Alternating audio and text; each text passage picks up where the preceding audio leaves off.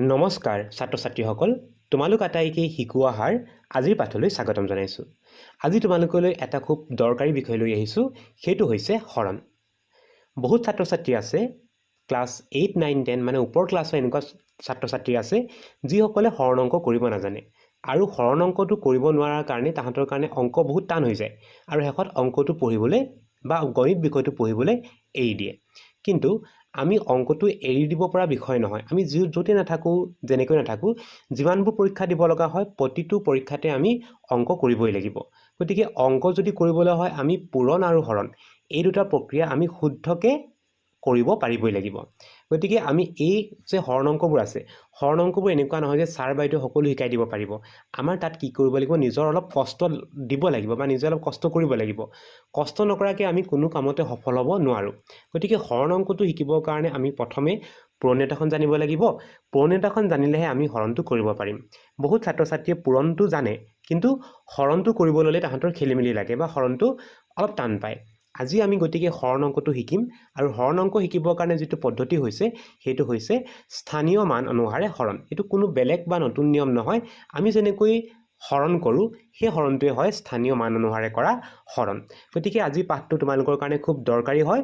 এই পাঠটোত তোমালোকৰ কাৰণে গোটেই জীৱনটো লাগি থাকিব, কাৰণ আমি আজি হৰণ অংক শিকিব গৈ আছোঁ। আমি তেতিয়াহ'লে আৰম্ভ কৰোঁ আহা প্ৰথম হৰণটো। প্ৰথম আমাক প্ৰশ্নটো আমি দেখিবলৈ পাইছোঁ, ইয়াতে দিয়া আছে ৯,৪২৫ হৰণ ২৫। আমি ইয়াতে ৯,৪২৫ক ২৫এ হৰণ কৰিব লাগে। যিহেতু স্থানীয় মান অনুসাৰে হৰণ কৰিম, সেইকাৰণে মই ইয়াতে কিছুমান ঘৰ বনাই লৈছোঁ। ইয়াতে 4টা অংক দিয়া আছে, গতিকে ইয়াতে মই 4টা ঘৰ লৈছোঁ আৰু এই ঘৰকেইটাত আমি প্ৰথম সংখ্যাটো বহুৱাই ল'ম। সংখ্যাটো হৈছে ৯,৪২৫। আমি এই সংখ্যাটো হৰণ কৰিব লগা সংখ্যাটো হৈছে ২৫। ২৫ সংখ্যাটো আমি ইয়াতে লিখি লওঁ। ইয়াতে আমি দি ল'ম হৰণ কৰিবৰ কাৰণে যিটো চিন ব্যৱহাৰ কৰা হয় এই চিনটো ল'ম আৰু এইফালে আমি ইয়াতে 5ডাল টানি ল'ম। তাৰপিছতে চোৱা, যেতিয়া আমি ২৫এ হৰণ কৰিম তেতিয়া আমাৰ কি হ'ব, ২৫ৰ ঘৰৰ যিখন নেওতা সেই নেওতাখন ব্যৱহাৰ হ'ব। ধৰা ২৫এ যদি এবাৰ দিয়া হয় তেতিয়াহ'লে আমি ২৫ৰ লগত ১ এটা পূৰণ কৰি চাম। ২৫ এগুণ হ'ব ২৫। মই যদি দুবাৰ দিব বিচাৰোঁ তেতিয়াহ'লে ২৫ৰ লগত 2 পূৰণ কৰিম। ২৫ৰ লগত 2 পূৰণ কৰিলে হ'ব ৫০। যদি 3বাৰ দিব বিচাৰোঁ ২৫ৰ লগত মই 3 এটা পূৰণ কৰিম। ২৫ৰ লগত 3 পূৰণ কৰিলে হ'ব ৭৫। ঠিক একেধৰণে 4বাৰ যদি দিয়া হয় ২৫ৰ লগত 4 পূৰণ কৰিব লাগিব। ২৫ 4 গুণ হ'ব ১০০। আমি এনেকৈ বাৰবোৰ উলিয়াব লাগে। বাৰবোৰ আমি সংখ্যাবোৰৰ ওপৰত বহুৱাম। এতিয়া আমাক যিটো সংখ্যা হৰণ কৰিব গৈছোঁ সংখ্যাটো হৈছে ৯,৪২৫। স্থানীয় মান অনুসাৰে যদি আমি চাওঁ, প্ৰথমে আমি 9ক বাৰ দিব লাগে বা 9 হৰণ কৰিব লাগে। কিন্তু চোৱা ২৫ৰ লগত 1 পূৰণ কৰিলে হয় ২৫। তেতিয়াহ'লে আমি বাৰ দিয়াৰ পিছতে যিটো সংখ্যা বহুৱাম সেই সংখ্যাটো আমি বিয়োগ কৰিব লাগে। এতিয়া 9ক যদি বাৰ দিব বিচাৰা আমি কি কৰিব লাগে, এবাৰ দিব লাগিব। এবাৰ যদি দি দিওঁ 25 হৈ যাব। 9ৰ পৰা 25টো বিয়োগ কৰিব নোৱাৰি, গতিকে আমি 9ৰ ওপৰত কোনো বাৰ নবহাওঁ। যিহেতু 25ত 2টা অংক আছে গতিকে আমি ইয়াত 2টা অংক চাম। সেই 2টা অংক লগ লগালে হ'ব 94 বা 94। গতিকে প্ৰথমে আমি কাক বাৰ দিব লাগিব, 94ক বাৰ দিব লাগিব। যিহেতু 9ৰ ওপৰত কোনো বাৰ নবহালোঁ গতিকে ইয়াত আমি কোনো অংক নাই, আমি কোনো অংক বহোৱা নাই। আমি কাৰ ওপৰত বহাম তেতিয়াহ'লে 94 বা 94 সংখ্যাৰ এককৰ অংক যিটো আছে 4ৰ ওপৰত প্ৰথম বাৰটো আমি বহুৱাম। মন কৰিবা, আমি 9ৰ ওপৰত কোনো বাৰ বহোৱা নাই। আমি কাৰ ওপৰত বাৰ বহাব লাগিব, 94ত থকা 4 মানে এককৰ ঘৰত 4 আছে, 4ৰ ওপৰত বাৰ বহাব লাগিব। কেইবাৰ দিব লাগিব, ইয়াতে আমি পূৰণ কৰিয়ে থৈছোঁ। এবাৰ দিলে 25 হ'ব, দুবাৰ দিলে 50 হ'ব, 3বাৰ দিলে 75 হ'ব, 4বাৰ দিলে হ'ব 100। তেতিয়াহ'লে কিমান বাৰ দিব লাগিব, আমি দিব লাগিব 3বাৰ। 3বাৰ দিলে 75 হ'ব। তেতিয়াহ'লে 3বাৰ দি দিওঁ, বাৰটো বহাব লাগিব 4ৰ ওপৰত।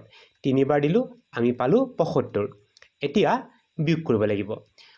বিয়োগ যদি কৰা হয় 4ৰ পৰা 5 বিয়োগ কৰিব নোৱাৰি, ধাৰ কৰিব লাগিব। ধাৰ কৰিলে 14 হ'ব। 14ৰ 9 গ'ল থাকিব, 14ৰ 5 গ'ল থাকিব 9 আৰু 9ৰ পৰা 1 ধাৰ কৰি লৈ যোৱাৰ কাৰণে 9টো হৈ গ'ল 8। 8ৰ 7 গ'ল থাকিব 1। আমি পালোঁ 18।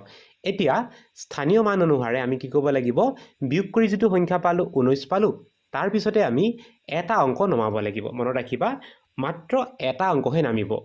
আমি বাৰ দিয়া যিটো সংখ্যা আছিলে 94ৰ পাছত দুটা অংক আছে 2 আৰু 5 দুটা অংক আছে কাৰণে আমি 2 আৰু 5 দুইটা লগতে নমাব নোৱাৰো আমি কাক নমাব লাগিব আমি নমাব লাগিব প্ৰথম অংক 2ক নমাব লাগিব তেতিয়া হলে সংখ্যাটো হৈ গল 192 192ক আমি দিব লাগিব 7 বাৰ দিব লাগিব 7 বাৰ দিম 7 বাৰ যদি দিয়া হয় পূৰণ কৰি চাম 25ৰ লগত 7টো পূৰণ কৰিম 25ৰ লগত 7 পূৰণ কৰিলে 7 5 গুণ 35ৰ 5 উকলিব 3 7 2 গুণ 14 14ৰ লগত 3 যোগ কৰিলে হ'ব 17 175 আমি 7 বাৰ দি পাম 175 আৰু 175 পোৱাৰ পাছতে বাৰ দিয়াৰ পিছতে আমি কৰিব লাগিব বিয়োগ কৰিব লাগিব বিয়োগ কৰিম বিয়োগ কৰিলে 2ৰ পৰা যেহেতু 5টো বিয়োগ কৰিব নোৱাৰি ধাৰ কৰিব লাগিব ধাৰ কৰিলে 2টো 12 হ'ব 12ৰ 5 গল থাকিব 7 আৰু 9 থাকিলে 9ৰ পৰা 1 এটা ধাৰ কৰি গলো 9টো 8 হৈ গল 8ৰ পৰা 7 বিয়োগ কৰিলে হ'ব 1 আমি পালো 17 তাৰ পিছতে আমি 5 অংকটো তললে নমাই দিব লাগিব 5 অংকটো তললে নমাই দিলে হ'ব 175 175 175ক আমি 7 বাৰ দিলে হ'ব 7 বাৰ দিলে আমি পাম 172 তেতিয়াহলে চোৱা আমাৰ বাৰ দিয়াৰ লগে লগে অংকটো মিলি গল উত্তৰটো হ'ব তেতিয়াহলে 377টো হ'ব ইয়াৰ উত্তৰ কেনেকৈ দিব লাগে বাৰটো মনত ৰাখিবা প্ৰথম আমি বাৰ দিওঁতে আমি কি কৰিলো প্ৰথম 4ৰ ওপৰত যেতিয়া বাৰ দিলো তাৰ পিছত আমি প্ৰতিটো অংকৰ ওপৰত এটাকৈ বাৰ 2ৰ ওপৰত বাৰ দিলো 2টো নমাই 2ৰ ওপৰত বাৰ দিলো 5টো নমাই 5ৰ ওপৰত বাৰ দিলো এতিয়া একেধৰণে ইয়াৰ পিছৰ অংকটো কৰো এই অংকটোত আমি হৰণ কৰিব লগা সংখ্যাটো অৰ্থাৎ ভাজক যিটো সংখ্যা হৰণ কৰা হয় তাক ভাজক বুলি কোৱা হয় ভাজক হৈছে 18 আৰু যিটো সংখ্যাক আমি হৰণ কৰিব লাগে হেতু হৈছে ভাজ্য ভাজ্যটো আমাক দিয়া আছে 1830 এতিয়া বাৰ যদি দিও প্ৰথম আমি চাম যে যিটো সংখ্যা আমি বাৰ দিম বা যিটো সংখ্যা হৰণ কৰিম 18 ইয়াতে দুটা অংক আছে গতিকে হৰণ কৰা সংখ্যাটোত আমি দুটা অংক চাব লাগিব দুটা অংক লগ লগাই দিলে হ'ব 18 আমি 18ই 18ক বাৰ দিব লাগে 18 গুণ 18 হয় এবাৰ দিম 18 গুণ হ'ব 18 এতিয়া বিয়োগ কৰিব লাগে 18ৰ পৰা 18টো বিয়োগ কৰিলে হ'ব 0 সেই কাৰণে আমি বিয়োগ কৰি পাম 0 0টো লিখিব নালাগে এতিয়া পিছৰ নিয়মটো আছে সব বিয়োগ কৰি পালো 0 আমি এতিয়া পিছৰ অংকটো নমাব লাগে পিছত কি আছে 3 আছে 3টো তললে নমাই দিলো 3টো নমাই দিয়াৰ লগে লগে সংখ্যাটো হ'ল 3 আগত থকা 0টোৰ কাম নাই সংখ্যাটো পালো 3 18ই আমি 3ক বাৰ দিব নোৱাৰো কাৰণ 18 গুণ হ'ব 18 3ৰ পৰা 18টো বিয়োগ কৰিব নোৱাৰি গতিকে কোনো বাৰ দিব পৰা নাই সেই কাৰণে আমি এটা অংক বহাব লাগিব হেতু হৈছে 0 0টো কি হ'ব বহালো আকবাৰ চাই লোৱা আমি 18 গুণ 18 কৰিলো মিলি গল তললে নামি গল 3 3ক কোনো বাৰ দিব পৰা নাই আৰু আমাৰ নিয়মটো কি কৈছে আমি 8ৰ ওপৰত বাৰ দিম 3ৰ ওপৰত বাৰ বহাব লাগিব আৰু 0ৰ ওপৰতো এটা বাৰ বহাব লাগিব 3টো নমালো তললে 3টো অকলে হৈ গল 3ক বাৰ দিব নোৱাৰিলো সেই কাৰণে 3ৰ ওপৰত এটা 0 বহুৱাই দিলো এতিয়া 3 বাৰ দিব নোৱাৰিলো এতিয়া তাৰ পিছৰ অংক যিটো 0 আছে 0টো তললে নমাই দিব লাগিব 0টো তললে নমালে হ'ব 30 এতিয়া 18ই 30ক দিব লাগিব এবাৰ দিম এবাৰ দিলে হ'ব 18 গুণ 18 বিয়োগ কৰিব লাগিব বিয়োগ কৰিলে 0ৰ পৰা 8টো বিয়োগ নহয় সেই কাৰণে আমি ধাৰ কৰি ল'ব লাগিব ধাৰ কৰি ল'লে হ'ব 10 10ৰ 8 গল থাকিব 2 3ৰ পৰা ধাৰ কৰি লৈ যোৱা হৈছিল 3টো 2 হৈ গল 2ৰ 1 গল থাকিব 1 তেতিয়া হলে এই প্ৰশ্নটোত আমি দেখিলো উত্তৰটো বা আমি ভাগফলটো পালো 101 আৰু 12টো হ'ব বাকি 12টো বাকি হিচাপে থাকি গল ইয়াৰ পিছৰ প্ৰশ্নটো দিয়া আছে হৰণ কৰিব লাগে 22 22টো হৈছে ভাজক আৰু ভাজ্যটো হৈছে 2706 22ত দুটা অংক আছে গতিকে আমি দুটা অংক যদি চাওঁ 27ক বাৰ দিব লাগিব 27ক দিম আমি এবাৰ যেটো 27ৰ এককৰ ঘৰত 7 আছে গতিকে 7ৰ ওপৰত বাৰটো বহাব লাগিব এবাৰ দিলে হ'ব 22 এতিয়া বিয়োগ কৰিব লাগে যদি বিয়োগ কৰা হয় 7ৰ 2 গল থাকিব 5 তললে নামিব ইয়াৰ পিছৰ অংকটো 0টো তললে নমাই দিম 0 তললে নমাই দিলে 0 সংখ্যাটো হ'ব 50 22 50ক আমি দুবাৰ দিম দুবাৰ দিলে হ'ব 2 22 গুণ হ'ব 44 বিয়োগ কৰিব লাগিব বিয়োগ কৰিলে হ'ব 6 আৰু ওপৰত যেটো অংক আছিল 6 সেই 6 অংকটো তললে নমাই দিব লাগিব 6টো নমাই দিম তেতিয়া হ'ব 6 * 6 66 22 66ক দিম আমি 3 বাৰ 3 12 গুণ হয় 66 আমাৰ উত্তৰটো আমাৰ হৈ গল উত্তৰটো হৈছে 123 ইয়াৰ পিছৰ প্ৰশ্নটোত আমাক দিয়া আছে 45 900 হৰণ কৰিব লাগে।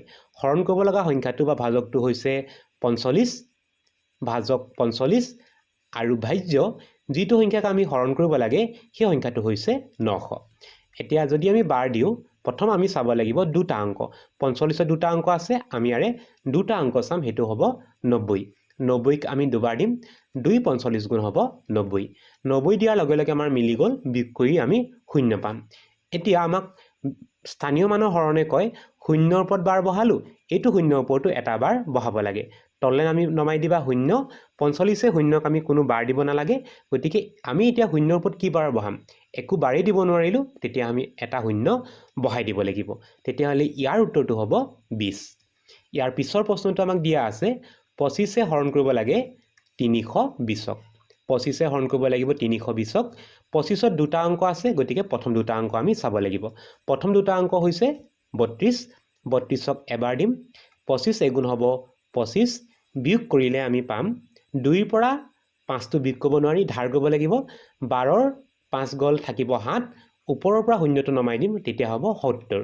70ক আমি দুবাৰ দিম, 2 25 গুণ হ'ব 50, এতিয়া বিয়োগ কৰিলে হ'ব 0 2, 20টো হ'ব বাকী আৰু ভাগফলটো হ'ব 20টো হ'ব বাকী, 20টো হৈ গ'ল বাকী আৰু আমাৰ ইয়াতে ভাগফলটো পালোঁ 12। ইয়াৰ পিছৰ প্ৰশ্নটো আমি 3য়ে হৰণ কৰিব লাগে 220ক। এতিয়া 3ত মন কৰিবা এটা অংক আছে, সেইকাৰণে প্ৰথম এটা অংক চালোঁ। এটা অংক যদি চালোঁ তেতিয়াহ'লে 2 পালোঁ। 3য়ে 2ক বাৰ দিব নোৱাৰি, গতিকে আমি আৰু এটা অংক ল'ব লাগিব, তেতিয়া হ'ব 2 2 2 22। 3য়ে 22ক হৰণ কৰিব লাগিব। এতিয়া আমি বাৰটো বহাব লাগিব এককৰ ওপৰত। 22ত এককৰ ঘৰত 2 আছে, 2ৰ ওপৰত বাৰ দিম, 3 7 গুণ 21, 7 বাৰ দিলে হ'ব 21। বিয়োগ যদি কৰা হয় 22ৰ পৰা 21টো বিয়োগ কৰিলে থাকিব 1, তললৈ নমাবা ইয়াৰ পিছৰ অংক 0। 10ক আমি হাতে এবাৰ দিম, 10ক আমি হাতে নহয় 3য়ে বাৰ দিব লাগে, 3য়ে দিম 3 বাৰ, 3 3 গুণ হ'ব 9, বিয়োগ কৰিব লাগিব, 10ৰ 9 গ'ল থাকিব 1, 1টো হ'ব বাকী, 1টো বাকী হ'ব আৰু ভাগফলটো হ'ব 73। ইয়াৰ পিছৰ প্ৰশ্নটো আমাক দিয়া আছে 36 হৰণ কৰিব লাগে। হৰণ কৰিব লগা সংখ্যাটো হৈছে 36, 36 আৰু ভাজকটো ভাগফল ভাজ্য যাক আমি হৰণ কৰিম, ভাজ্যটো হৈছে 3780। এতিয়া কেইটা অংক আছে আমি যদি চাওঁ, 36ত দুটা অংক আছে, ইয়াতে আমি প্ৰথম দুটা অংকক বাৰ দিম আৰু বাৰটো বহাব লাগিব 7ৰ ওপৰত। 36ক এবাৰ দিম, 36 এগুণ হ'ব 36, বিয়োগ কৰিব লাগিব, 37ৰ পৰা 36 বিয়োগ কৰিলে হ'ব 1, তললৈ নামিব 8, আমি পালোঁ 18। এটা অংক নমাব লাগে, এটা অংক নমালোঁ, সেইটো হৈছে 8টো নমালোঁ, পালোঁ 18। এতিয়া দেখিলোঁ যে 36এ আমি 18ক বাৰ দিব নোৱাৰোঁ, আৰু বাৰ দিব নোৱাৰাৰ কাৰণে আমি আৰু এটা অংক নমাব লাগিব, সেইটো হৈছে 0। 0টো আমি নমাই দিম, তেতিয়া হ'ব 180। এতিয়া আমি বাৰটো বহাব লাগিব 0ৰ ওপৰত, কিন্তু 8টো তললৈ নমাই কোনো বাৰ দিব নোৱাৰিলোঁ, গতিকে এটা 0 বহাব লাগিব। এতিয়া আমি 0টো নমালোঁ, 180 হ'ল। 180টোক আমি 36এ বাৰ দিব লাগিব। 180ক যদি আমি 36এ বাৰ দিওঁ তেতিয়াহ'লে 5 বাৰ দিব লাগিব। 5 বাৰ যদি দিয়া হয় তেতিয়াহ'লে আমি পাম 180। তেতিয়াহ'লে এই প্ৰশ্নটোৰ উত্তৰটো হ'ব 105। ইয়াত কোনো বাকী ৰোৱা নাই। ইয়াৰ পিছৰ প্ৰশ্নটোত আমাক দিয়া আছে ভাজক দিয়া আছে 12, ভাজ্যটো দিয়া আছে 9960। 12ত দুটা অংক আছে, গতিকে আমি ইয়াতে প্ৰথম দুটা অংকক বাৰ দিম, 99ক আমি বাৰ দিম, বাৰ দিব লাগিব 8 বাৰ দিম, 8 বাৰ দিলে হ'ব 96। এতিয়া বাৰ দিয়াৰ পিছতে আমাৰ কৰিব লগা কামটো হৈছে বিয়োগ। বিয়োগ কৰিব লাগিব। যদি বিয়োগ কৰা হয় তেতিয়াহ'লে 9ৰ 6 গ'ল থাকিব 3, 9ৰ 9 গ'ল থাকিল 0, 0টো লিখিব নালাগে। আমি বিয়োগ কৰি 3 পালোঁ। এতিয়া ইয়াৰ পিছৰ অংক 6টো তললৈ নমাব লাগিব। 6টো নমালে হ'ব 36। 36 গ'ল সংখ্যাটো, 3 12 গুণ 36, 3 বাৰ দিলে হ'ব 36। এতিয়া আমাক আৰু এটা অংক তললৈ নমাব আছে, সেইটো হৈছে 0। 0টো নমালোঁ, কিন্তু কোনো বাৰ দিব নোৱাৰি, গতিকে ওপৰত 0ৰ ওপৰতো এটা বাৰ বহাব লাগে, সেইকাৰণে ওপৰত এটা 0 লিখি দিম। উত্তৰটো হ'ব 830। ইয়াৰ পিছৰ প্ৰশ্নটো আমি 12 হৰণ কৰিব লাগে 5760 হৰণ কৰিব লাগে। 12ত দুটা অংক আছে, গতিকে আমি এই সংখ্যাটোৰ প্ৰথম দুটা অংক চালোঁ, সেইটো হৈছে 57। 57ক আমি দিব লাগিব 4 বাৰ, 4 বাৰ দিলে হ'ব 4 12 গুণ 48। এতিয়া আমি বিয়োগ কৰোঁ। যদি বিয়োগ কৰা হয় 7ৰ পৰা 8 বিয়োগ কৰিব নোৱাৰি, ধাৰ কৰিব লাগিব। 17ৰ 8 গ'ল থাকিব 9, আৰু 5ৰ পৰা 1 ধাৰকৈ লৈ যোৱাৰ কাৰণে 4 হৈ গ'ল 4 গ'ল থাকিল 0 শূন্যটো লিখিব নালাগে এতিয়া ওপৰৰ পৰা 6 অংকটো তললৈ নমাই দিব লাগিব 96 হ'ল 96ক আমি 8 বাৰ দিম 12 8 গুণ হয় 96 তেতিয়াহ'লে মিলি গ'ল আৰু এটা অংক তললৈ নমাবলৈ আছে সেইটো হৈছে 0 শূন্যটো নমালো কিন্তু কোনো বাৰ দিব নোৱাৰিলো সেইকাৰণে শূন্য ওপৰতো কিবা এটা বাৰ লিখিব লাগে সেইকাৰণে আমি কি লিখিম 0 একো বাৰ দিব নোৱাৰিলে 0 এটা লিখি দিব লাগিব উত্তৰটো হ'ব 480 ইয়াৰ পিছৰ প্ৰশ্নত আমাক দিয়া আছে 7টো হৈছে ভাজক ইয়াতে ভাজ্যটো হৈছে বা হৰণ কৰিব লগা সংখ্যাটো হৈছে 3468 7ত আছে এটা অংক গতিকে প্ৰথম এটা অংক চালো 7 3ক বাৰ দিব নোৱাৰি গতিকে আমি আৰু এটা অংক বহাই ললো তেতিয়া হ'ব 34 7 আমি 34ক বাৰ দিম 4 বাৰ দিম 7 4 গুণ হ'ব 28 5 বাৰ দিব নোৱাৰি কাৰণ 5 বাৰ দিলে 7 5 গুণ 35 হৈ যাব এতিয়া বিয়োগ যদি কৰা হয় বিয়োগ কৰিলে 4ৰ পৰা 8 বিয়োগ নহয় ধাৰ কৰিব লাগিব 14ৰ 8 গ'ল থাকিব 6 3ৰ পৰা 1 ধাৰ কৰি লৈ যোৱাৰ কাৰণে 2 হ'ল 2 গ'ল থাকিল 0 শূন্যটো লিখিব নালাগে এতিয়া তললৈ ইয়াৰ পিছৰ অংক 6টো নমাই দিম তেতিয়া হ'ব 6 × 6 66 7 9 বাৰ দিম 7 9 গুণ হ'ব 63 এতিয়া বিয়োগ কৰি দিব লাগিব 66ৰ পৰা 63 বিয়োগ কৰিলে 6 3 গ'ল থাকিব 3 তললৈ নমাই দিবা ইয়াৰ পিছৰ অংক 8টো নমাব লাগিব 38ক 5 বাৰ দিম 7 5 গুণে হ'ব 35 আৰু বাকী থাকিব তেতিয়াহ'লে 3টো থাকিব বাকী থাকিব আৰু ভাগফলটো পালোঁ আমি 495 ইয়াৰ পিছৰ প্ৰশ্নটোত আমি ভাজকটো পাইছোঁ 11 ভাজ্যটো হৈছে 1022 1021 এতিয়া 11 দুটা অংক আছে গতিকে আমি প্ৰথম দুটা অংক চালোঁ প্ৰথম দুটা অংক লগ লগালে হ'ব 10 11ই আমি 10ক বাৰ দিব নোৱাৰোঁ গতিকে আৰু এটা অংক বহাই ল'ম তেতিয়া হ'ব 102 102ক আমি 11ই বাৰ দিম 9 বাৰ দিম 9 11 হ'ব 99 বাৰটো কাৰ ওপৰত বহাব লাগে এইটো আমি জানো 2ৰ ওপৰত বহাব লাগিব কাৰণ 1ৰ ওপৰতো বাৰ নবহিলে 0ৰ ওপৰতো বাৰ নবহিলে আমি 2ৰ ওপৰত বাৰ বহাম 9 বাৰ বিয়োগ কৰিব লাগিব 102ৰ পৰা যদি 99 বিয়োগ কৰা হয় তেতিয়াহ'লে থাকিব 3 তললৈ নমাই দিব লাগিব ইয়াৰ পিছৰ অংক 1টো নমাই দিলোঁ 31 হ'ল 31ক আমি 11 দিব লাগিব দুবাৰ 11 দুগুণ কিমান হ'ব 22 হ'ব বিয়োগ কৰিলে 31ৰ পৰা 22টো বিয়োগ কৰিলে বাকী থাকিব 9টো হ'ব বাকী আৰু ভাগফলটো হ'ব 92 ইয়াৰ পিছৰ প্ৰশ্নটো আমি হৰণ কৰিব লাগে 13ই হৰণ কৰিব লাগে 13ই হৰণ কৰিব লাগে 5832ক এতিয়া 13ই আমি 5832ক প্ৰথমে দিম বাৰ দিয়াৰ আগত আমি অংক চাম 13ত দুটা অংক আছে ইয়াৰ প্ৰথম দুটা অংক লগ লগালে হ'ব 58 58ক আমি বাৰ দিম 4 বাৰ দিম 4 বাৰ দিলে হ'ব 52 বিয়োগ কৰিব লাগিব 8ৰ 2 গ'ল থাকিব 6 তললৈ নমাব লাগিব তাৰ পিছৰ অংক 3 63 হ'ল 63ক আমি দিম 4 বাৰ দিব লাগিব 4 বাৰ দিলে হ'ব 52 হ'ব বিয়োগ কৰিব লাগিব বিয়োগ কৰিলে 3ৰ 2 গ'ল থাকিব 1 6ৰ 5 গ'ল থাকিব 1 এতিয়া ইয়াৰ একেবাৰে শেষৰ যিটো অংক 2টো তললৈ নমাব লাগিব 112 হ'ল 112ক আমি দিব লাগিব 13ই 8 বাৰ দিম 8 বাৰ দিলে হ'ব 104 বিয়োগ কৰিব লাগিব 112ৰ পৰা 104 বিয়োগ কৰিলে 8 এটা বাকী থাকিব গতিকে এই প্ৰশ্নটোত 448টো হ'ব ভাগফল আৰু 8টো হ'ব বাকী ছাত্ৰ ছাত্ৰীসকল আজিৰ পাঠটি ইমানেই আছিল আজিৰ পাঠটি ইমানতে সামৰিছোঁ নতুন এটি পাঠৰ আলোচনাৰ সৈতে তোমালোকক পুনৰ লগ পাম বুলি আশা ৰাখিলোঁ নমস্কাৰ